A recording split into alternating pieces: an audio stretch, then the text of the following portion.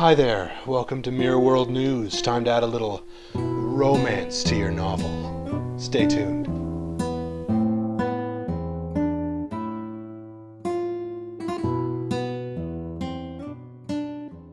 Hi there everyone, welcome to our special romance edition. I'm here with Justine Dowsett, the publisher at Mirror World.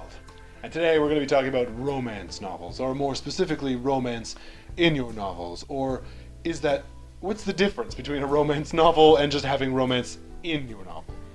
Okay, well, there's the romance genre, as you know, which means that romance is your actual plot. But you can have romance in any novel or any type of book, and usually that's used as a subplot. If it's your main plot, then that's when it's a romance novel. Okay, so examples of romance novels could be like a Harlequin, and books with romance in them could be... So if you have a fantasy novel that happens to have two characters that fall in love throughout the middle of it, then that could be a romantic subplot within your novel. And you've written a couple of those yourself. I write fantasy romance, which is actually a way of blending two genres together. So there's both a fantasy plot and a romantic plot happening at the same time. So that's actually another way of doing it. Okay, so in saying that, what is a romance plot? Like, what makes a romance plot compared to other plots? Romantic plot, anything that has two people with romantic tension, but if it's actually going to take over the whole novel, and that is the storyline. So it'd be the romantic tension, these two characters usually come up against some sort of obstacle where their love can't be, they maybe almost give up, and then finally accept and overcome the problem. Okay. So that would be the plot line. Okay, so it, like, wedding ones have this all the time, like the person standing up is like, no, you can't be with them. Yeah, that's usually the romantic comedy. Well, it could be theory. But yeah, you could look at Shakespeare's a good example because he either has romantic comedies or romantic tragedies, but it's just depending on how it ends. Okay, so what is a romantic subplot? So a subplot is where it's not the entire plot of the novel, it's not the main focus of the novel, but it's either a side quest or a background story, or just a plot that's happening at the same time as the main plot, but it's not the focus. So, trying to disarm a nuclear bomb, but yet, that guy is hot. Sure. Just throwing that out there. Alright then, so how would I go about adding romance to my writing project? So, my writing in general? Yeah, you can either go ahead and write a full-out romance novel, and that's your plot, or or add in any sort of chemistry between two characters. Tension, flirting, maybe have them go on a date, add an obstacle in there so their love is more difficult for them to achieve, something like that. There's a lot of good stories out there that have people they don't like each other, and then eventually they start to get used to each other, and then they fall in love with each other. Yep. First one off the top of my head is Willow. Well, that's an obstacle, right? The fact they don't like each other at the beginning. But the important thing is not to force it.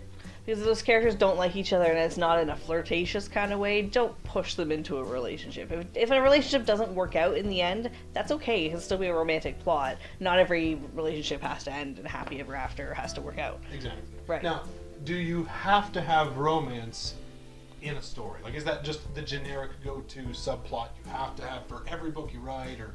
No. Please don't do that. Can we do it if we want to?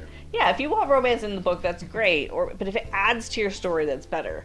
There are so many movies where you watch like an action movie and then all of a sudden the main characters fall in love for no real reason, or it doesn't add to the movie at all. So many movies where they're like, exactly. Why are they in love? Why? They've been on the screen for 3 seconds. Why are they in love? They're just trying to cater to that audience who likes romance, but you don't need to do that. Not every story, needs that romantic element. And not every character's of an opposing gender or same gender, depending on your genre of book. Right. Not every character like that has to fall in love with each other. Just because you have a man and a woman, they don't need to love each other. Just because you happen to have a gay character, he does not or she does not have to fall in love with anybody. Yeah, they don't not to prove their orientation either. No, yeah, you'll see that sometimes just to prove they have an orientation, to put a subplot in there. But. Yeah.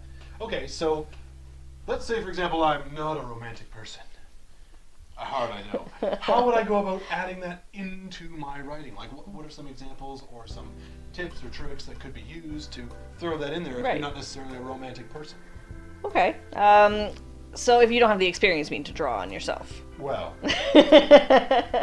You can always read other romantic romance novels. If you don't want to go out full out and read a romance novel, I don't blame you if that's not your style. Read a book that just has a plot line, a good romance plot line in it. Get some recommendations from friends who maybe read something that you don't, if you need to get out of your comfort zone, or just watch those movies that do it well. Yes. Yeah, not the ones that just throw it in there, but the ones that actually seamlessly show it, and watch for the love story particularly. Try to, watch a movie you've already seen before, but pay attention to that romantic plot. My advice would also pay attention to the way the characters act, think, feel, and the conflict and how they overcome it. Because those conflict moments are what show the love. Yeah, and just make it natural. If your two characters are acting like themselves and they have chemistry with the other character, then their banter goes back and forth. It's going to sound more natural. And if their relationship works out, great. If it's starting to work too quickly, throw an obstacle in there and let them work it out. Yep, absolutely. Well, thank you very much for joining me on this special Valentine's Day romance episode. Have any interesting plans for Valentine's Day? I will be in New Orleans on a writer's residency, so no. New Orleans for Yes. a writer's retreat thing. That's just romantic in and of itself. All right, well, thank you very much for joining us and coming all the way back here from New Orleans to film this and going all the way back down to New Orleans. No. Thank you very much for joining us today, and for everybody out there, happy writing romance.